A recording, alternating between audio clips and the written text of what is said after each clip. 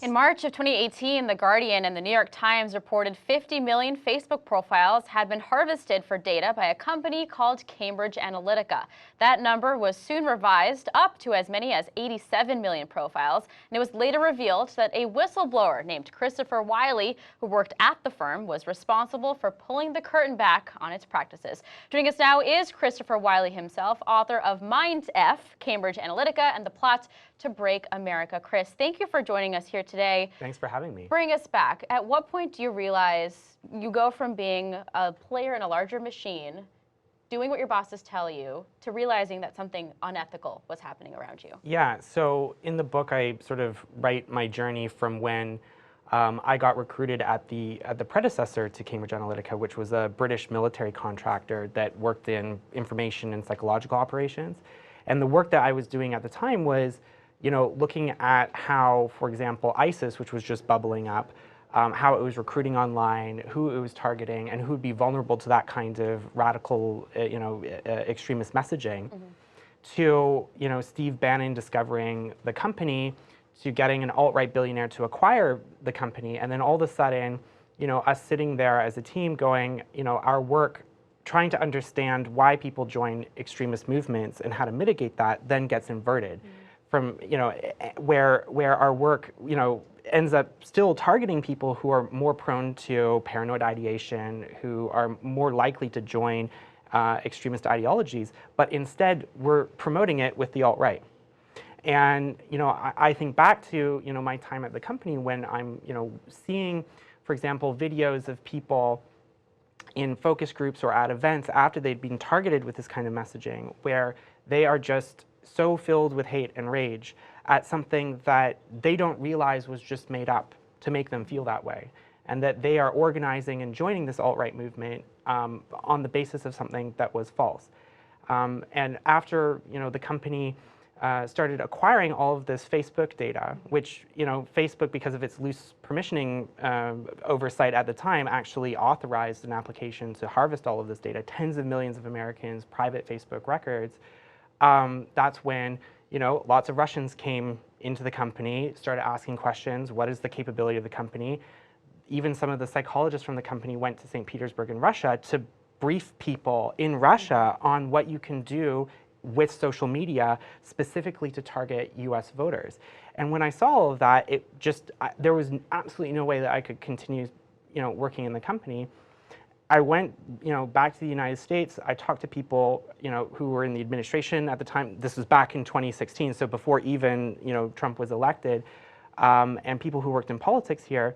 And the reaction was sort of, well, Donald Trump is kind of a sketchy guy, so he probably has a sketchy company. That makes sense, but Hillary Clinton's going to win. So we don't want to do anything that would be overly intrusive on the election, because if people found out that there was something interfering in the election, that would be terrible, because God forbid somebody interferes in the election. And so nothing happens, and Donald Trump got elected, Brexit happened, and that's when I got sort of found by The Guardian, and the rest of the story, people kind of know. But let's go back to the part where you were talking about a lot of these very conservative alt-right people who were using a lot of the product. You described yourself as an openly gay, liberal Canadian as well.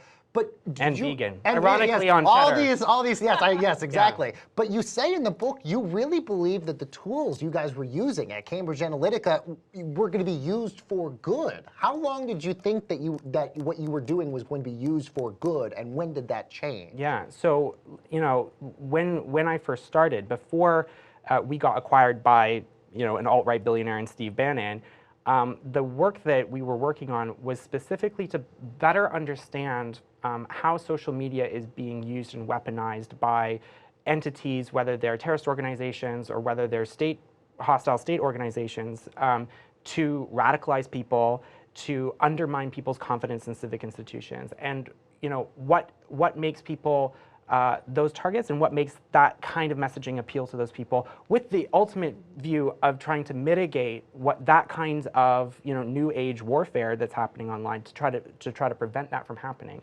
But of course, when you build something to understand how people can be radicalized, you can also invert that knowledge, just as Steve Bannon did, to radicalize people in the United States for the alt-right. Well, there's so many facets and components to this whole scandal, whether it was the data collection itself, what was done with that data, the leadership, how they handled the whole situation, the misinformation that resulted. Of all of those components, what was the most concerning thing to you at the time? Was it that this problem seemed to be systemic, maybe? I think, at the end of the book, I talk about, some of my fears going forward. The company dissolved after I, went and blew the whistle and reported everything to the authorities in Britain and in the UK, or in the United States. The company dissolved, but my concern is more that, the capabilities didn't go away, the people didn't go away. And what happens if China becomes the next Cambridge Analytica? What happens if North Korea or Iran becomes the next Cambridge Analytica? And, more broadly, like, we have, an entire digital environment that is completely unregulated. When you look at, how often people look at their phones each day, you look at your phone on at least an hourly basis. The first thing that you see, in the morning is usually your phone, and the first thing or the last thing that you see usually is your phone. You go to, you go sleep with your phone more than you sleep with people, and yet this is a thing that, even though it has such an intimate, it's become such an intimate part of people's lives, there's no rules. And we have relegated public discourse, relegated, our democratic forum to a private company, with the hopes that they will do an appropriate job at making sure that what happens there is safe. Well, to that point, it seems like we've increasingly learned that lawmakers don't know what the right regulation is. They don't know what to do with big tech companies outside of just Facebook. Do you think we're going to achieve the right regulation, get to the right place, and whose responsibility is it at the end of the day? One of the things that I learned, you think that, if you see something go wrong and you report it to law enforcement or an intelligence agency, or indeed if you go and testify at Congress 5 times, that there's somebody somewhere, like, in the federal government that, like, knows what to do. And one of the things that I discovered was that there isn't. I've talked with every 3-letter agency under the sun. I've talked with the European Union, with Congress, and the thing that I discovered is that the internet is just something that the government doesn't really understand. And, when you think about every other sort of highly technical sector, whether it's aerospace or nuclear power plants, or auto engineering, whatever, we have technically competent regulators who are empowered by our government to represent our interests as consumers, who know how things work, to test if something is safe or not. And one of the things that I think is really lacking is, with social media more broadly, with, digital environments, there is no regulator or no one in the federal government who is both technically competent and empowered to enforce and protect our best interests. Right now, we leave that completely to the tech sector. And I really learned about the power of lobbying, because every single meeting I had with members of Congress always started with, but can the law really keep up with technology?